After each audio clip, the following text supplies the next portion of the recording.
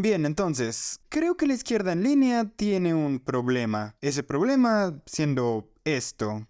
So today I want to talk about white identity. Contemporary fascists share three core beliefs. 1.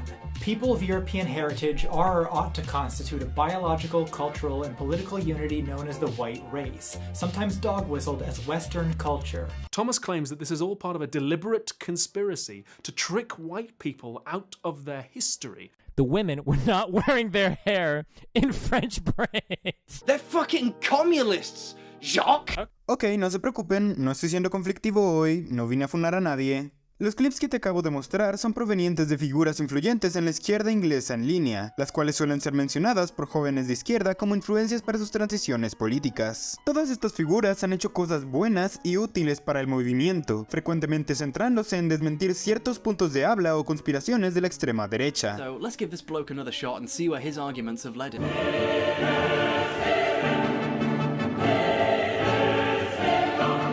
Por mi parte, aunque no diría que estos canales me pasaron a la izquierda, definitivamente me dieron muchos argumentos que no tenía previamente, y aprecio eso muchísimo, así como el resto del trabajo que siguen haciendo hoy en día. Pero esta es la cuestión. Hay ciertas falencias que se presentan cuando las raíces de tus ideales políticos están tan enfocadas en presentar contrapuntos a ideas conservadoras. Y hoy quiero hablar sobre una de estas: la conversación alrededor del genocidio cultural. Ya sea que te encuentres entre el grupo de personas influenciadas por los creadores que acabo de mencionar, o que no tengas idea de quiénes son, es probable que cuando escuches a gente hablar de la necesidad de preservar una cultura, o de prevenir el genocidio cultural, imagines a alguien así.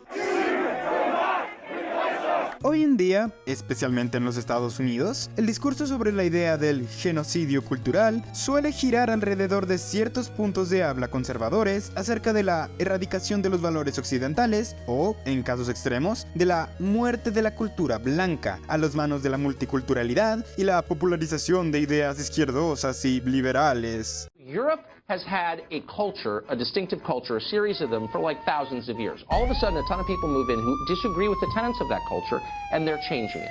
Y creo que, en respuesta a esta clase de afirmaciones, sería fácil simplemente contrastarla con los genocidios directos que están siendo perpetrados contra comunidades marginalizadas, básicamente al mismo tiempo que estos puntos vagos al respecto de la opresión a la gente blanca están siendo presentados. Es difícil interesarse por la clase de genocidio de la cual hablan estos grupos, cuando está siendo antepuesta a las masacres de minorías raciales y religiosas a lo largo del mundo, tanto las que ocurrieron en nuestro pasado cercano, como las que ocurren hoy en día. Pero acá está el problema. Cuando discutimos usando estos puntos, estamos implicando que los genocidios directos y violentos son los únicos que deberían importarnos, y que el genocidio cultural es solo como esa versión endeble del concepto, usada por personas que quieren sentirse como si fueran la nueva clase oprimida, mientras que mantienen su posición como la mayoría dominante. Así que, hay dos cosas que quiero hacer hoy. Primero, quiero proponer que el genocidio cultural es algo real y legítimo, incluso si ignoramos sus formas más violentas. Y, aparte de eso, quiero argumentar que, aún al ignorar tales casos, este es un problema del cual vale la pena preocuparse, en lugar de simplemente descartarlo pretendiendo que es poco más que quejumbrosidad exagerada acerca de una cultura naturalmente cambiante. Y para hacer esto lo más comprensible posible, vamos a dividirlo en tres partes, yendo de las maneras más obvias a las menos obvias en las que el genocidio cultural toma forma en nuestra sociedad. Y sí, no se preocupen, fans del canal, seguramente hablaré sobre películas en algún punto u otro, pero tengan en mente que este video será algo más serio y monótono que lo usual, dado el tema con el que estamos tratando. Comencemos. Si has investigado este tema de una forma u otra, al oírme mencionar un genocidio cultural, el cual no implica la erradicación literal de una población, esto es probablemente lo que se te vino a la cabeza: campos de reeducación, particularmente los que estaban dirigidos a poblaciones indígenas en los tal llamados países en vía de desarrollo. Y, efectivamente, este sería un ejemplo obvio de algo así, aunque esto ha ocurrido en varios niveles a lo largo de Europa, Asia, África Ok, aunque esto ha pasado en distintas escalas básicamente en todo el mundo, espectadores de las Américas probablemente están familiarizados con la historia de los llamados internados para indios americanos. Estas fueron escuelas puestas a lo largo de Norteamérica a mitades del siglo XIX, con el fin de, supuestamente, ayudar a la juventud indígena a asimilarse a la cultura euroamericana, enseñándoles inglés, valores judeocristianos, así como habilidades necesarias para integrarlos dentro del orden de la hegemonía. Por cierto, estaré utilizando este término bastante, así que en caso de que no lo conozcas, la hegemonía es esencialmente el grupo social dominante. Los académicos lo usan porque decir mayoría puede ser algo confuso, dado que, en ocasiones, la gente que está a cargo no es la mayoría de la población. Como sea, como debería ser obvio, las intenciones de estos internados no eran de ninguna manera alguna clase de ayuda humanitaria. Era buena publicidad para una institución que secuestraba a decenas de miles de niños y los ponía en campamentos con condiciones de vida terribles a fin de adoctrinarlos a través de abusos físicos y psicológicos constantes para que sirvieran como mano de obra sumisa y barata. Y también traía consigo el beneficio de alienar a aquellos niños de las familias y las culturas de las cuales fueron tomados, lo cual contribuía a evitar que estos grupos se organizasen y se rebelaran en contra del Estado, completamente imprevisto.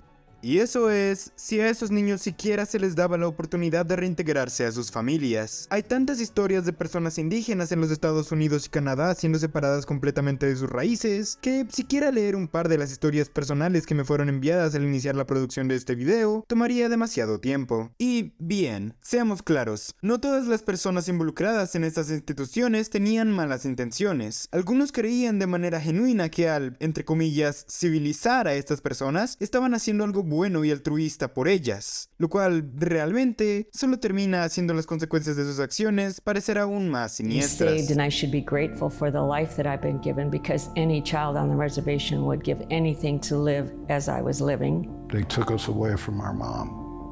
Así que, como lo mencioné antes, este parecería ser el ejemplo más evidente de genocidio cultural, el Estado forzosamente separando a las comunidades marginalizadas a fin de erradicar sus culturas nativas, principalmente con el fin de crear una clase baja manejable y evitar posibles revueltas. Esto, históricamente, ha sido una práctica común a lo largo del mundo, y, como he mencionado, sigue siendo el caso en algunos lugares. Si eres del Reino Unido, es probable que notes ciertas similaridades a la manera en que el gobierno inglés solía tratar a sus comunidades irlandesas y galesas, prácticas que casi llevan a la total extinción de las lenguas galegas hace un par de décadas. Y tiene bastante sentido el por qué un gobierno haría tales cosas. Es una forma extremadamente efectiva de, simultáneamente, eliminar la oposición a la hegemonía y evitar la mala fama y los costos que vendrían con simplemente asesinar a los miembros de estos grupos. Hasta el día de hoy, el si siquiera se le puede llamar genocidio a esta clase de situaciones es un tema controversial. Es el equivalente genocida del juego donde pones tu dedo realmente cerca de la cara de alguien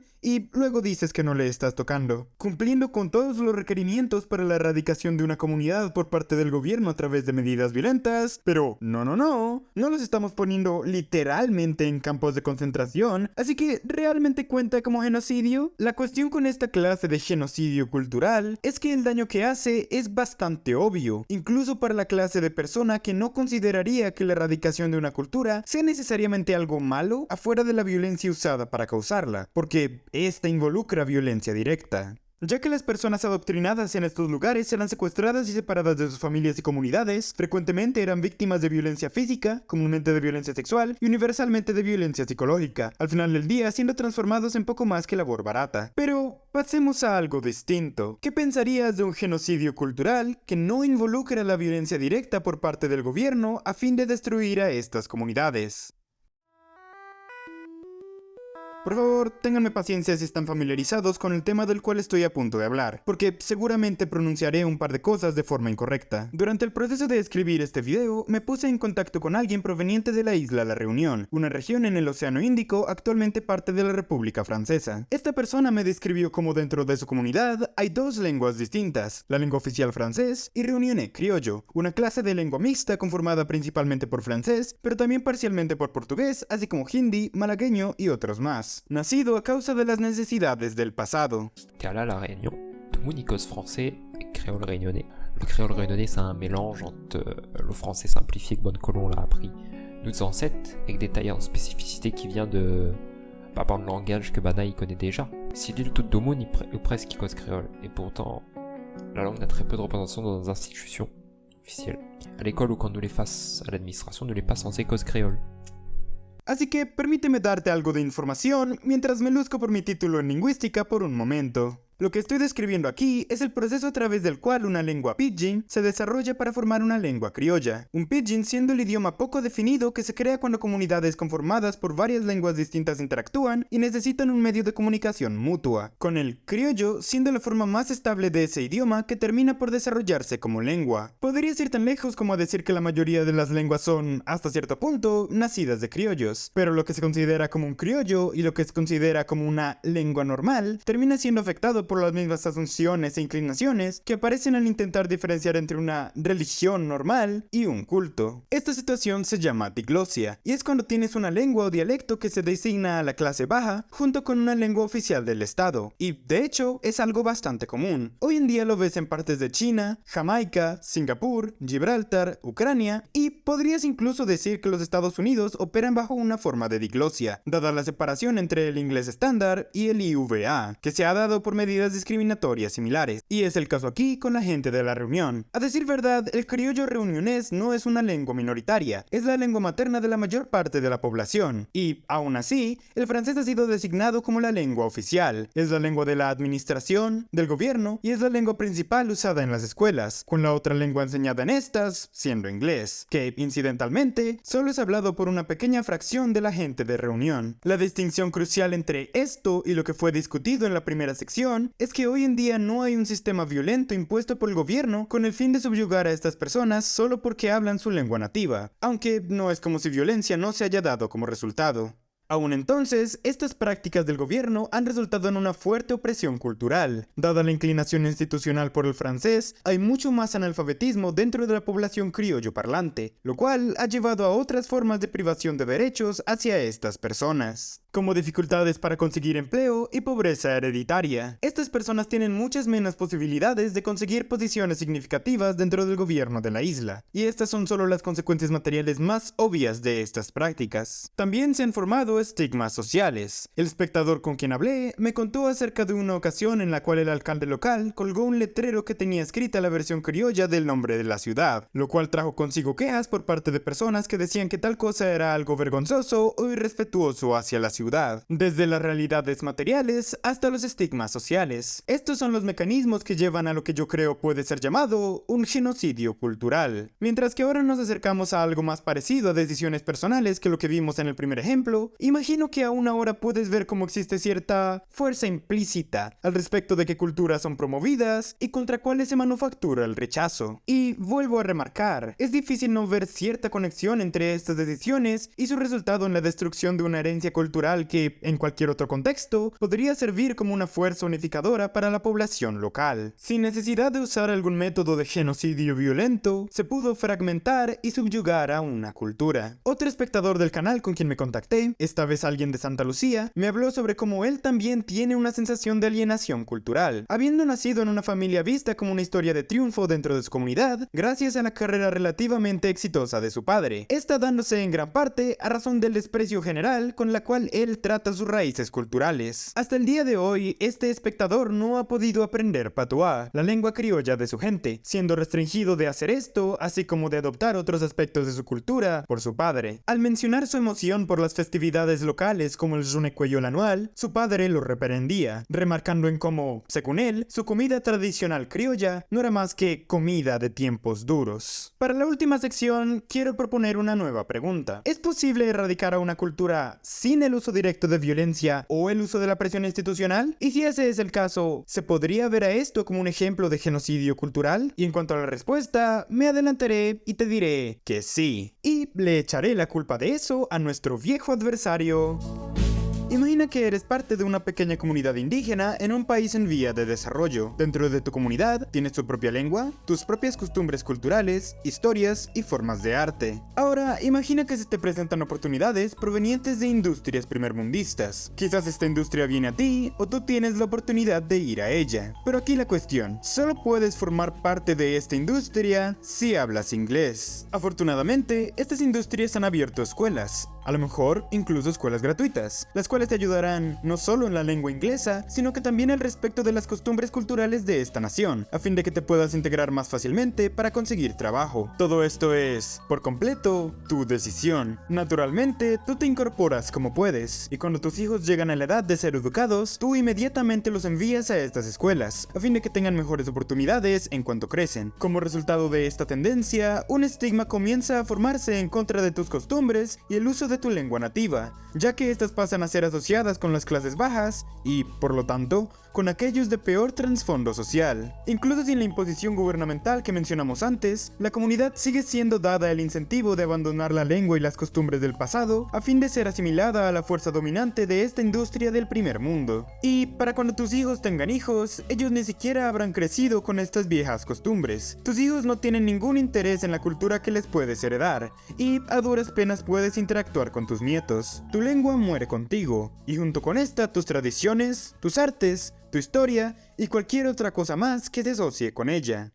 Y bien, la pregunta aquí es, ¿sería este un ejemplo de la muerte natural de una cultura o el asesinato de una cultura en contra de su voluntad a través del uso de poder económico? Creo que es fácil tomar ciertas posiciones al respecto del tema del genocidio cultural. Posiciones similares a no estoy en contra de la muerte de una cultura, solo me pongo a que las culturas sean asesinadas forzosamente. Y ciertamente muchos de los ejemplos mencionados hasta ahora probablemente caerían en esa categoría. Dudo que la mayor parte de personas con esta clase de opiniones dirían que lo que ocurrió con los nativos americanos estuvo bien, simplemente porque no había algún letrero que decía muerte a los indígenas en la entrada de los internados. Pero creo que si hay algo que me gustaría que considerares como parte de la audiencia de este video, sería el hecho de que la línea que consideras ha de ser cruzada para que algo sea genocidio es mucho más borrosa de lo que crees, y no hay algún contexto donde esto sea más claro que bajo el capitalismo.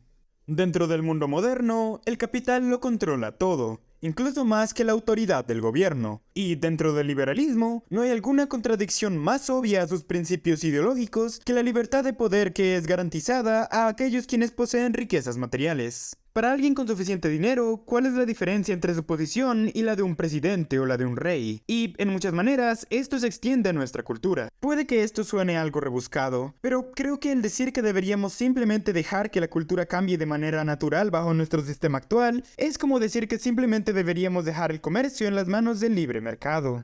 Ciertamente, el dejar que las cosas salgan como salgan sin ninguna clase de regulación o interferencia suena como la manera de hacer las cosas que otorga la mayor libertad. Pero ya hemos visto cómo eso termina cuando lo ponemos en práctica en términos materiales. El mercado libre lleva a que las instituciones privadas hagan todo lo que se les sea posible para inclinar el sistema a su favor, lo que lleva a monopolios, lo que lleva a que la riqueza se acumule en las manos de cada vez fracciones más y más pequeñas de la población, divisiones más y más grandes entre las clases sociales. Los ricos se hacen más ricos, los pobres se hacen más pobres, las oportunidades para cambiar la situación disminuyen y, de repente, nos encontramos en algo que ya no parece ser particularmente libre. Y cada vez más personas están notando que este es el caso. Pero creo que hay algo a remarcar cuando usamos esta misma lógica para hablar de la alienación y discriminación a las cuales son sometidas varias comunidades marginalizadas hoy en día. Puede que creas que el escenario que describí al inicio fue simplemente un caso extremo y poco común. Bien, quiero que sepas que este caso no solo no es poco común, sino que es el proceso a través del cual el genocidio cultural toma forma la mayor parte del tiempo. Más o menos cada 2 semanas muere otra lengua indígena. La supresión y, finalmente, erradicación de culturas, ya sea por medios explícitos o implícitos, ocurre de manera constante. Estas son herencias culturales que ayudan a unificar a los grupos más vulnerables de la sociedad, algo que vemos alrededor del mundo en movimientos de liberación negros e indígenas. Y aún así, estas prácticas raramente son tratadas como los abusos de poder hegemónicos que son, y la cultura popular las ve, en su lugar, como una retorcida forma de servicio humanitario.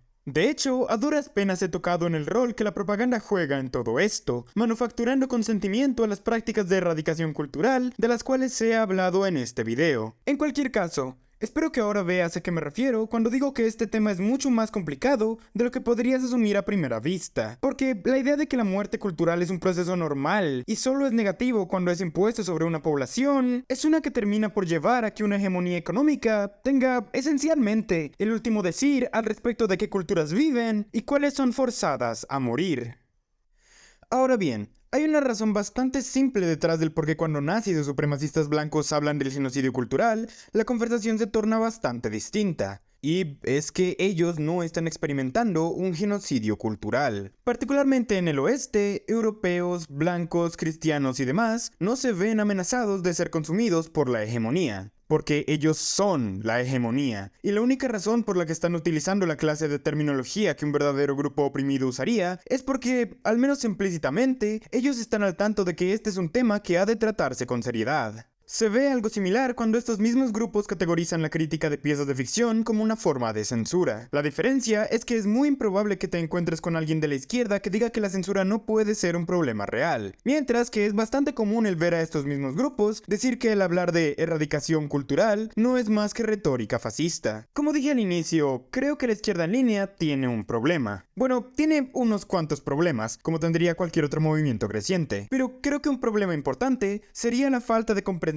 al respecto del poder que la cultura tiene en empoderar o desempoderar grupos. En nuestros intentos de distinguirnos de los liberales, quienes hablan netamente de cultura, ignorando cualquier otra forma de realidad material, y distinguirnos de conservadores, quienes constantemente intentan crear una narrativa cultural la cual es básicamente lo opuesto de cualquier situación del mundo real. If you were to assemble a list, a hierarchy of concerns, of problems this country faces, where would white supremacy be on the list? It's actually not a real problem in America.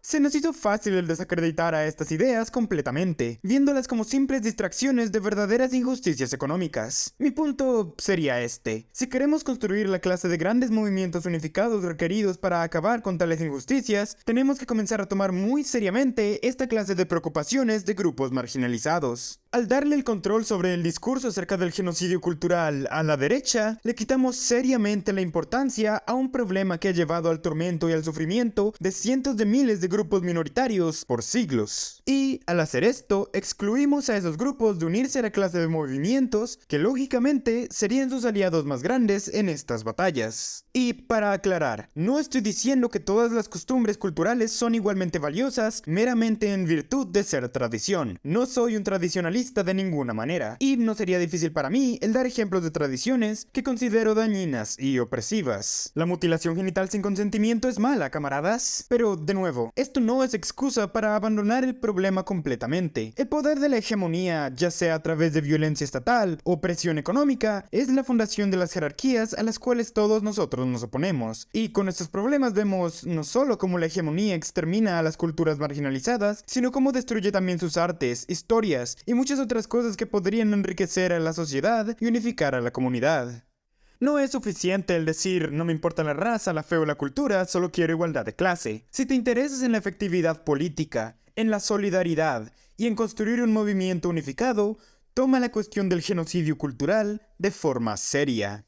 Especialmente cuando se trata de comunidades marginalizadas, la preservación de culturas debe ser una preocupación de la izquierda. Y sí, todos estos puntos de habla pueden ser torcidos y transformados en retórica facha. Es básicamente el pasatiempo favorito de los nazis. Pero está en tus manos el darle a tus creencias la complejidad necesaria para poder discernir entre cuando este es o no el caso.